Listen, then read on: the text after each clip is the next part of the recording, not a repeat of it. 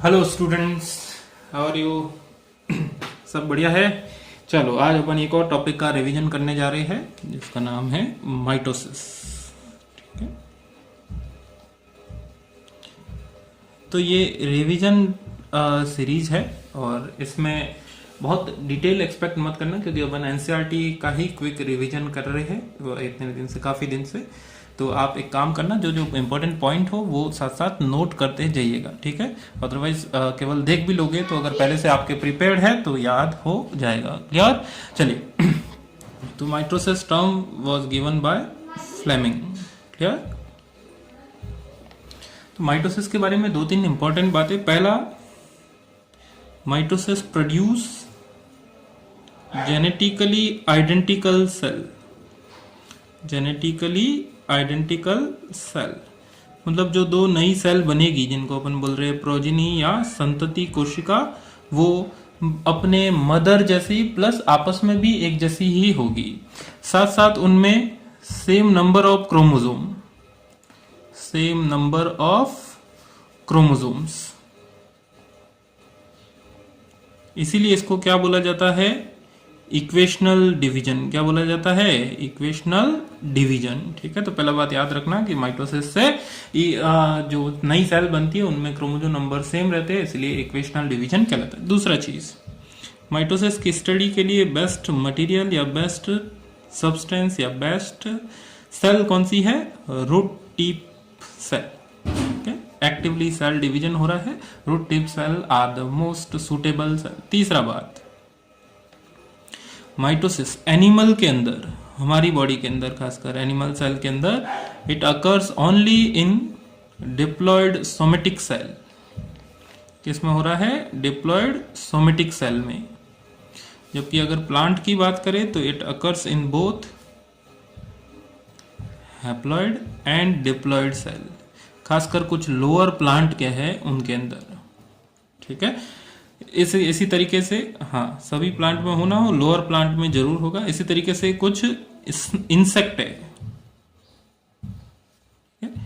उसके अंदर भी हैप्लॉयड सेल में होता है। ठीक है, तो ये इंपॉर्टेंट बात है, एनसीईआरटी ने भी इनको जिक्र किया है, तो ध्यान रखना। माइटोसिस एनिमल्स के अंदर सिर्फ डिप्लॉयड सेल में हो रहा है, जबकि प्लांट के अंदर डिप्लॉयड और हैप्लॉयड दोनों के अंदर हो रहा है। तो तीन पॉइंट अपने अगर याद रहते हैं तो माइटोसिस के इंट्रोडक्शन में कोई दिक्कत नहीं होगी।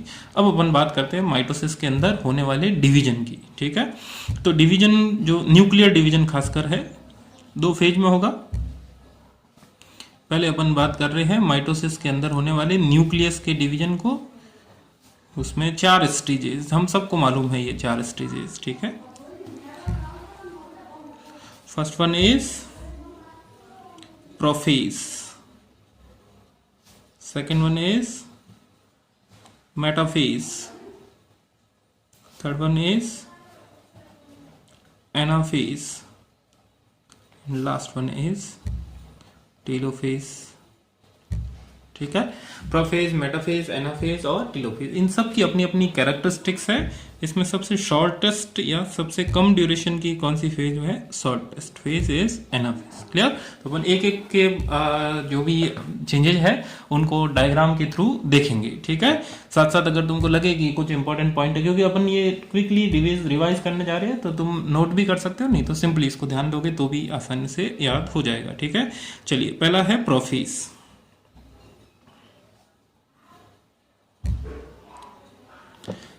मैंने एकदम गोल बनाया, तुम्हारे हिसाब से देख लेना गोला है कि नहीं। मेरे हिसाब से इट इज परफेक्टली राउंड। ठीक है, हाँ। अब इसमें प्रोफेज के अंदर 2-3 चेंजेस होते हैं, वो डायरेक्ट अपन बहुत clear cut point two point बात कर रहे हैं, डिटेल्ड स्टडी अपन अभी यहाँ पे नहीं जा रही है। ठीक है, पहला, माइटोसिस के अंदर जो न्यूक्लियर मेम्ब्रेन है वो डिसइंटीग्रेट होती है और माइटोसिस एंड होते होते ये टोटली डिसइंटीग्रेट हो जाएगी। ठीक है, तो डिसइंटीग्रेशन ऑफ न्यूक्लियर मेम्ब्रेन, पहला चेंज। दूसरा, condensation of chromosome. Condensation of chromosome, chromosome condense होकर 2 क्रोमेटिन वाले स्ट्रक्चर के फॉर्म में इस तरीके से आने लगते हैं। ठीक है, इस तरीके के कुछ स्ट्रक्चर हमको दिखाई देने लगेंगे। तो दूसरा चेंज क्या है? दूसरा चेंज क्या हुआ, कंडेंसेशन ऑफ क्रोमोसोम, ठीक है। तीसरा, जो सेंट्रियोल डिवाइड हुआ था एस फेज के अंदर, वो ऑपोजिट पोल की तरफ मूव करता है और at the end of prophase वो कहां पहुंच जाता है, ऑपोजिट पोल पर पहुंच जाता है और किसका फॉर्मेशन होता है, एस्ट्रल रेज का फॉर्मेशन होने लगेगा। एस्ट्रल रेज किससे बनेंगे, जिलेटिनेशन, प्रोटीन के जिलेटिनेशन से बनेंगे, क्लियर। तो एस्ट्रल रेज इस तरीके से फॉर्मेशन हो गई है, ठीक है। प्रोटोप्लाज्मा के अंदर क्या चेंजेस होगा, प्रोटोप्लाज्मा के अंदर मेटाबॉलिक एक्टिविटी क्या हो जाएगी, decrease, metabolic activity decrease, decreased metabolism, ठीक है। और साथ साथ कैसा हो जाएगा, ये डेंस हो जाएगा या गाढ़ा हो जाएगा, विस्कस हो जाएगा, और साथ साथ पेल कलर का हो जाएगा, प्लस रिफ्रैक्टिव हो जाएगा, क्या हो जाएगा, ये सब साइटोप्लाज्मा के अंदर होने वाले चेंजेस है, ठीक है। लास्ट, इस तरीके की पूरी असेंबली जब बन जाएगी उसी को अपन क्या बोलते हैं, माइटोटिक स्पिंडल, क्या बोला जाएगा, माइक्रोट्यूब्यूल की हेल्प से माइटोटिक स्पिंडल का फॉर्मेशन होगा, ठीक। तो प्रोफेज के अंदर क्या क्या चेंजेस हुए, पहला चेंजेस जो एकदम क्लियर कट दिख रहा है, disintegration of nuclear membrane, second condensation of chromosome, third movement of centriole, fourth protoplasm के अंदर मेटाबॉलिज्म डिक्रीज होकर डेंस या विस्कस हो जाता है, पेल रिफ्रैक्टिव हो जाएगा, क्लियर। और लास्ट माइटोटिक स्पिंडल का फॉर्मेशन होगा। अगर प्रोफेज के एंड में अपन सेल को देखें तो उसके अंदर cell organelle, ER, Golgi, mitochondria सब के सब क्या हो जाएंगे, डिसअपियर हो जाएंगे, ER, Golgi, mitochondria etcetera disappears हो जाएंगे, ठीक है। चलिए, ठीक है। तो प्रोफेज के अंदर क्या क्या चेंजेस होते हैं, प्रोफेज के अंदर 4-5 चेंजेस है, आसान आसान। पहला, न्यूक्लियर मेम्ब्रेन डिसइंटीग्रेट होना, दूसरा क्रोमेटिन का कंडेंस होना, तीसरा सेंट्रियोल का मूवमेंट होकर एस्ट्रल रेज का फॉर्मेशन होना, चौथा साइटोप्लाज्मा का डेंस होना, मेटाबॉलिज्म स्लो होना, और पांचवा सेल ऑर्गेनल का डिसअपियर होना, क्लियर। तो प्रोफेज बहुत आसान सी फेजेस है जो एक तरीके से प्रिपरेशन हो चुकी है। अब नेक्स्ट फेज जो आती है अपने पास, मेटाफेज। मेटाफेज का दो इंपॉर्टेंट कैरेक्टरिस्टिक्स, या मेटाफेज के बारे में दो इंपॉर्टेंट पॉइंट, ये भी परफेक्टली सर्कल है, तुम देख लेना, ठीक है। हाँ, तो इसके अंदर पहली चीज, क्रोमोजोम पूरी तरीके से कंडेंस हो चुके हैं, ठीक है। हाईएस्ट कंडेंसेशन हो जाता है, और हाईएस्ट कंडेंसेशन होने की वजह से क्रोमोजोम फुल्ली स्ट्रक्चर वाइज इस तरीके से दिख रहे हैं, जिसमें दो क्रोमेटिड एक दूसरे के साथ में आपस में सेंट्रोमियर से जुड़ी हुई रहती है, ठीक है। तो इस तरीके से क्रोमोसोम पूरे के पूरे कंडेंस हो चुके हैं, और न्यूक्लियर मेम्ब्रेन पूरी तरीके से डिसअपियर हो गई। तो न्यूक्लियर मेम्ब्रेन का पूरी तरीके से डिसअपियर होना ही किसकी बिगिनिंग माना जाता है, मेटाफेज की बिगिनिंग माना जाता है, क्लियर। तो दो चेंजेस हो रहे हैं, पहला क्रोमोसोम हाईली कंडेंस फॉर्म में आ गए हैं, और दूसरा वो कहां पर जुड़ गए हैं, दोनों तरफ पोल से आने वाले स्पिंडल फाइबर के साथ में जुड़ गए, ठीक है। इस तरीके से वो स्पिंडल फाइबर के साथ में जुड़ गए हैं, ठीक है। स्पिंडल फाइबर कहां पर जुड़ रहे हैं वो भी जगह इंपॉर्टेंट है, एक बात याद रखना, काइनेटोकोर के साथ में जुड़ते हैं, कहां पर, काइनेटोकोर के साथ जुड़ जाते हैं, ठीक है। इस समय यहां पर दो टाइप के फाइबर बनते हैं, एक जो क्रोमोसोम के साथ में जुड़े हुए क्रोमोसोमल फाइबर बोलते हैं, और दूसरे जो एक पोल से दूसरे पोल सीधे ही डायरेक्टली जुड़े हुए हैं उनको बोला जाता है पोलर फाइबर। क्या बोला जाता है, पोलर फाइबर बोला जाएगा, ठीक है। तो एक क्रोमोसोमल फाइबर और दूसरे पोलर फाइबर बोला जाएगा, ठीक ठीक है। तो ये मेटाफेज के अंदर चूंकि क्रोमोसोम पूरी तरीके से कंडेंस्ड फॉर्म है, इसलिए मेटाफेज को किस लिए अच्छा माना जाता है, क्रोमोसोम के मॉर्फोलॉजी स्टडी करने के लिए, for study of chromosomal morphology, ठीक है। क्रोमोसोम की मॉर्फोलॉजी को स्टडी करना इज यूजफुल या is best in metaphase stage, clear. चलिए अगली बात करते हैं एनाफेज की। एक और चीज, यहाँ पे जो स्पिंडल फाइबर बनते हैं उनके अगर केमिकल कंपोजिशन अगर अपन बात करें तो वो 97% किससे बने होते हैं? ट्यूबुलिन प्रोटीन से, प्लस 3% उसके अंदर क्या होता है? आरएनए। एनसीईआरटी ने इसके बारे में बात नहीं की है, इसलिए अपन इसके बारे में अभी नहीं देख रहे। ठीक है, next anaphase. Anaphase is the shortest stage. हाँ, एक और चीज, मेटाफेज के एंड में अगर देखें अपन, मेटाफेज पूरी होते होते, मेटाफेज इस तरीके से पूरा होते होते सारे के सारे क्रोमोसोम इस तरीके से इक्वेटर पे अरेंज हो जाएंगे।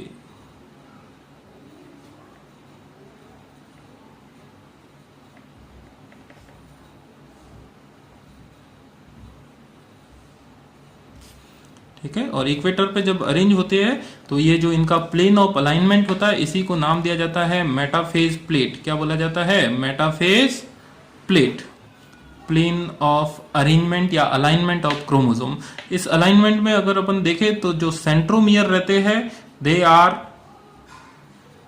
at the equator, whereas their arms are directed toward poles. Chromosome की जो आर्म्स है वो पोल्स की तरफ डायरेक्टेड रहती है। क्लियर?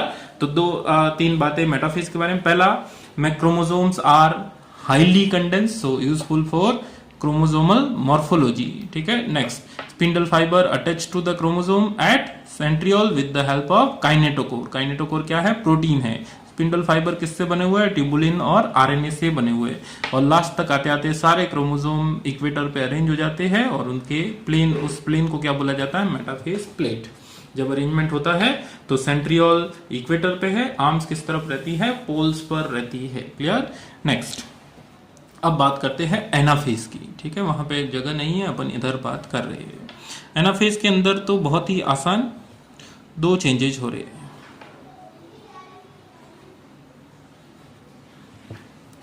एनाफेज के अंदर पहला चीज, जो सेंट्रियोल है वो स्प्लिट हो जाता है। क्या हो जाता है? Centriole split. तो जो एक क्रोमोसोम था अब वो दो क्रोमेटिड के अंदर टूट जाता है, और चूंकि अब सेंट्रोमियर ही अलग हो गया है, इसीलिए अब उनको क्या बोला जाएगा? दो सेपरेट क्रोमोसोम या दो इंडिविजुअल क्रोमोसोम बोला जाएगा। क्लियर? और वो जो दो सेपरेटेड क्रोमेटिड है, they start moving toward opposite poles. वो कहां चली जाती है? ऑपोजिट पोल्स पर जाने की, या ऑपोजिट पोल की तरफ मूव कर रही होती है। ठीक है, इन दोनों के बीच में भी एक तीसरा टाइप का फाइबर और आ गया। दो फाइबर तो पहले से थे, क्रोमोसोमल पोलर, और भी तीसरा टाइप का फाइबर आता है, उसको बोला जाता है इंटरजोनल फाइबर। क्या बोलेंगे? Interzonal fibre. तो एनाफेज के अंदर दो चीजें हुई। पहला, सेंट्रोमियर का स्प्लिट होना, लिख सकते हैं एनाफेज, सेंट्रोमियर का स्प्लिट होकर क्रोमेटिड का सेपरेट होना, and second, movement of separated chromatid toward poles. ठीक है, जब मूवमेंट हो रही है उस टाइम सेंट्रियोल किस तरफ रहते हैं? पोल्स की तरफ, जबकि आर्म्स किस तरफ रहती है? सेंटर की तरफ। मेटाफेज से जस्ट उल्टा है। मेटाफेज के अंदर अपन बात कर रहे थे कि सेंट्रोमियर इक्वेटर पर है और आर्म्स पोल्स की तरफ है। यहां पर अपन बोल रहे हैं आर्म्स इक्वेटर की तरफ है और सेंट्रोमियर किस तरफ है? पोल्स की तरफ रहता है। ठीक है, क्रोमोसोम के मूवमेंट के लिए, एक क्रोमोसोम के मूवमेंट के लिए 30 एटीपी की रिक्वायरमेंट होती है, और जो मैकेनिज्म होता है उसको बोला जाता है पुलिंग पुशिंग मैकेनिज्म। ठीक, तो ये एनाफेज के अंदर दो तीन आसान से चेंजेस। नेक्स्ट, एनाफेज के बाद में लास्ट आ गया टीलोफेज। टीलोफेज के अंदर क्रोमोसोम ऑपोजिट पोल पे पहुंच जाते हैं, और ऑपोजिट पोल पे पहुंचने के बाद उनका फिर से क्या होने लगता है? डीकंडेंसेशन होकर वो फिर से किसमें कन्वर्ट हो जाता है? क्रोमेटिन फाइबर के अंदर। न्यूक्लियर मेम्ब्रेन रीअपियर होती है और इस वजह से दो न्यूक्लियस का फॉर्मेशन हो जाता है। स्पिंडल फाइबर भी धीरे धीरे डिसइंटीग्रेट हो जाते हैं, थोड़ा सा एस्ट्रल रेस के फॉर्मेशन में इस तरीके का दिखेगा। ठीक है, तो telophase is reverse of prophase. क्या बोलेंगे? Reverse of prophase. ठीक है, तो टीलोफेज पूरी तरीके से प्रोफेज का रिवर्स पार्ट माना जाता है, जिसमें क्या क्या हुआ? क्रोमोसोम पोल पे पहुंचकर डिसइंटीग्रेट हुए या डीकंडेंस हुए, न्यूक्लियर मेम्ब्रेन फिर से आई, सेल ऑर्गेनल फिर से रीअपियर हुए, और इस तरीके से दो क्लियर कट न्यूक्लियस का फॉर्मेशन हो जाता है। ठीक है, चलिए अब अपन बात करते हैं अगला पार्ट। ये तो हो गया न्यूक्लियस का डिवीजन। माइटोसिस बहुत आसान सा टॉपिक है। अब इसके अंदर लैंग्वेज थ्योरी पढ़ोगे तो बहुत सारी चीजें दिखेगी, लेकिन अपने को केवल की पॉइंट्स याद रखनी है। ठीक, चलिए दूसरा पार्ट है साइटोकाइनेसिस। न्यूक्लियर डिवीजन के बाद में डिवीजन ऑफ साइटोप्लाज्मा, जिसको क्या बोला जाता है, cytokinesis. Cytokinesis starts in late anaphase. Anaphase के एंड में ये स्टार्ट हो जाता है। इसीलिए तुम कभी कभी जब टीलोफेज के डायग्राम देखोगे तो इस तरीके के पूरे राउंड डायग्राम नहीं दिखकर तुमको इस तरीके का डायग्राम भी दिखेगा कहीं कहीं पर टीलोफेज का। ठीक है, कि यहां से साइटोप्लाज्मा का डिवीजन स्टार्ट हो चुका है। ठीक, चलिए साइटोकाइनेसिस जो होता है उस टाइम दो सेल के बीच में सारे ऑर्गेनेल वगैरह है वो डिस्ट्रीब्यूट होते हैं या बंटवारा होता है। तो एनिमल सेल और प्लांट सेल में दो अलग अलग मेथड के थ्रू होता है। ये भी इंपॉर्टेंट बात, animal cell and plant cell. ठीक है, एनिमल सेल में किससे होगा, प्लांट सेल में किससे होगा। एनिमल सेल में जो होता है उसको बोला जाता है फरो मेथड। क्या बोला जाता है, furrow method. And plant cell में जो होता है, प्लांट सेल में होता है that is cell plate method. ठीक है, फरो मेथड का क्या मतलब, सेल प्लेट मेथड का क्या मतलब। ठीक है, सपोज करो ये सेल थी, ठीक है, और इसके मेम्ब्रेन पर, न्यूक्लियर मेम्ब्रेन, दो न्यूक्लियस तो बन ही चुके हैं, मेम्ब्रेन के ऊपर इस तरीके की एक फरो का फॉर्मेशन होगा। फरो मतलब खांच। हिंदी मीडियम का कोई बच्चा देख रहा है तो इस तरीके की फरो का फॉर्मेशन होता है, और वो धीरे धीरे डीप होती जाएगी दोनों तरफ से, और अल्टीमेटली सेल किस में हो जाती है, दो नई सेल में डिवाइड हो जाएगी। ठीक है, इसके अगला स्टेप अगर अपन बनाए तो दो नई सेल का फॉर्मेशन हो जाएगा। अब ये फरो किसने बनाई, वो इंपॉर्टेंट बात, यहां पे एक रिंग का फॉर्मेशन होता है। सपोज करो इस तरीके की एक रिंग का फॉर्मेशन हुआ है। जो कॉन्ट्रैक्टाइल रिंग बनती है वो बनती है कॉन्ट्रैक्टाइल रिंग ऑफ एक्टिन।